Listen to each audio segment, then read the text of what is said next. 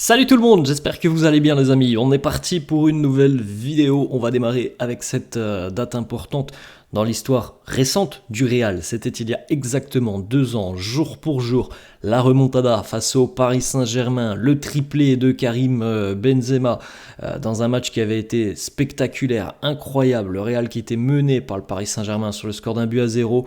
La situation avait changé en seconde mi-temps grâce à ce fameux pressing de Benzema sur Gigi Donnarumma et puis ensuite l'enchaînement avait été incroyable pour Benzego. Le but, on s'en souvient sur l'engagement, ça avait été phénoménal. Le tout en l'espace de 17 minutes, le renversement de situation. C'était il y a 2 ans, jour pour jour, cette remontada du Real face au PSG, remontada qui emmènera d'ailleurs le Real jusqu'en finale de Ligue des Champions. On continue les amis avec les 2-1 des quotidiens madrilènes. Le quotidien AS qui titre « Haaland no cierra la puerta ».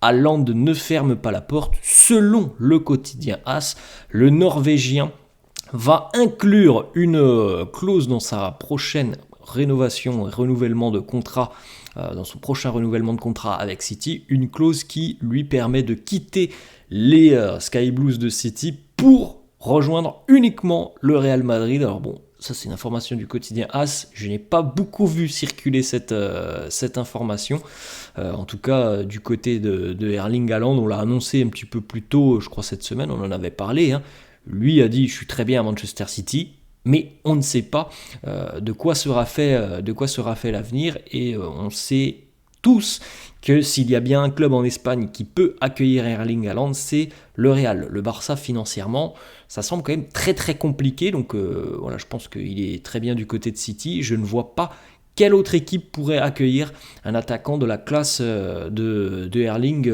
Haaland.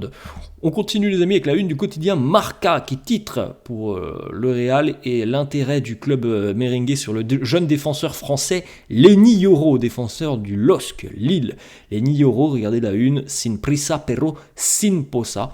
Il n'y a pas de précipitation du côté du Real, mais il n'y a pas de pause non plus. On continue de travailler sur ce dossier. Lenny Yoro, qui est là aussi l'une des cibles du mercato madrilène estival. Et c'est très intéressant de voir à quel point le Real travaille très prématurément sur ce mercato. On peut penser que le dossier Mbappé avance très positivement, que le dossier aussi Lenny Yoro avance très positivement. Et c'est très agréable de voir une équipe comme le Real qui, cette saison, parce que les saisons passées, on sait souvent que, on s'en rappelle, c'est le dossier Mbappé qui avait posé problème, et parfois on était un petit peu pris de court, mais là on travaille bien avant le début du mercato pour ne pas avoir de mauvaises surprises, et ça c'est plutôt une bonne nouvelle.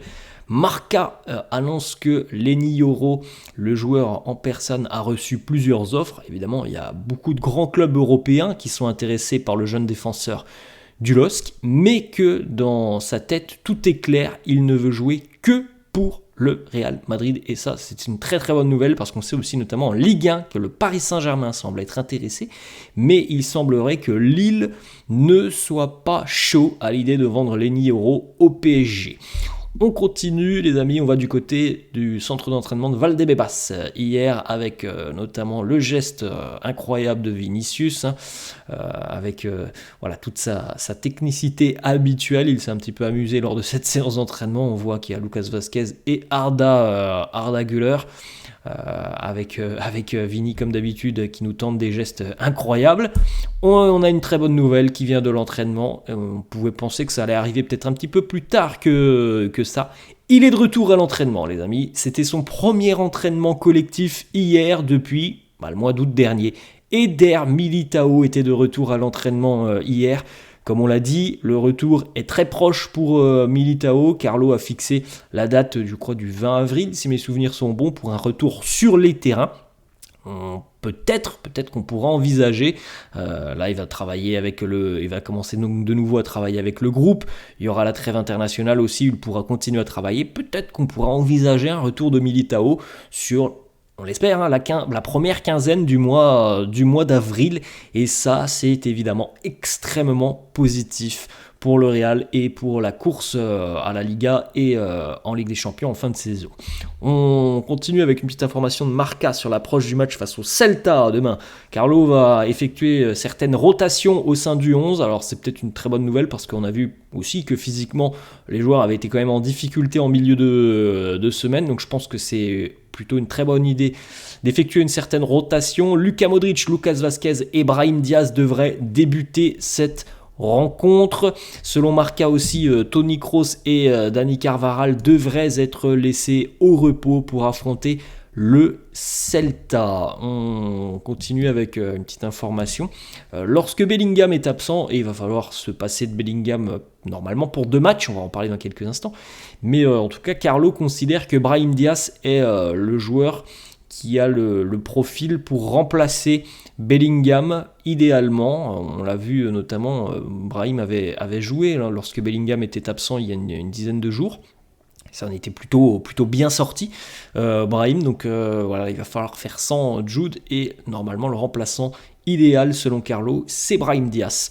Petite stat sur le portier ukrainien Andriy Lunin qui a le 2e meilleur pourcentage d'arrêt en Ligue des Champions cette saison, 85% d'arrêt pour le portier ukrainien. Et on rappelle aussi que Andriy Lunin a le 2e pourcentage en Ligue des Champions. Il a aussi le meilleur pourcentage en Liga cette saison. On continue avec petites informations qui concernent la suspension de Jude Bellingham. Les 2 matchs de suspension donc pour Bellingham.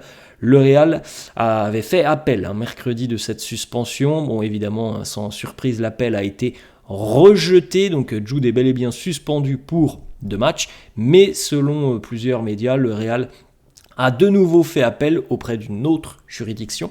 Le Real a fait appel auprès de la cour arbitrale du sport. Donc il y aura une nouvelle étape peut-être avant que Bellingham ne soit définitivement suspendu. Normalement, les amis, ça ne devrait pas bouger. Il devrait manquer donc les 2 prochains matchs. On continue les amis avec une petite information du quotidien Marca sur la présentation officielle de Kylian Mbappé au Bernabeu. Alors on n'a pas de date exacte, on attend évidemment aussi que Kylian Mbappé, le Paris Saint-Germain, tout le monde communique officiellement sur le départ de Mbappé. En tout cas, selon Marca, l'objectif du Real et le plan du Real, c'est une présentation de Kylian Mbappé début du mois de juin. Donc évidemment, le Real aimerait que tout ça soit finalisé avant le début de l'Euro qui va occuper évidemment une belle partie de cet été, en tout cas de la fin de saison, début de saison prochaine. Donc voilà, le Real aimerait que tout ça soit finalisé avant le début de l'Euro. Petite information aussi qui concerne Zinedine Zidane, la légende Zizou, qui sera de retour au Bernabeu le 23 mars prochain, donc dans une quinzaine de jours. Zizou va jouer avec le Real contre les légendes du FC Porto. Alors évidemment, un match de charité. Ça sera l'occasion de revoir Zizou porter les couleurs du Real 23 mars prochain. Ça sera pendant la trêve internationale. Real légende face aux légendes du FC Porto. On continue les amis avec la petite réaction. Alors vous l'avez vu hier, je vous en ai parlé un petit peu de ce spot publicitaire réalisé par Adidas entre Jude Bellingham et Zizou. Et visiblement Jude il n'était pas forcément au courant que Zizou allait arriver pour ce spot publicitaire. Et regardez la réaction de Bellingham qui ne s'y attendait visiblement pas du tout. À l'arrivée de Zinedine Zidane, il a été tout simplement choqué avec la présence de Zizou pour une campagne de pub. Voilà les amis, la fin de cette vidéo. J'espère que ça vous a plu. N'hésitez pas comme d'hab à lâcher un petit pouce bleu. N'hésitez pas non plus à vous abonner à la chaîne. Je vous laisse et je vous dis à la prochaine. Ciao à tous.